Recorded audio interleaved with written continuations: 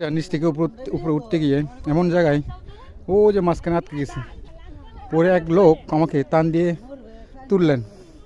আসলে দেখা যায় এরকম, কিন্তু উঠতে গেলে খুব কঠিন।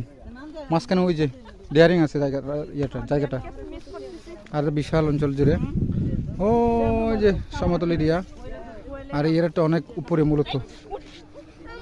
ও যে বিশাল অংশ জুড়ে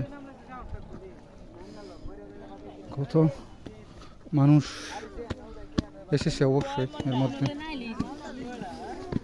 বিশাল অংশ জুড়ে যখন মানুষগুলো অবজার্ভ করার জন্য এখানে আসে। ওই যে সমতল, আর এখানে হলো আপনার একদম উপরে টপ হিল।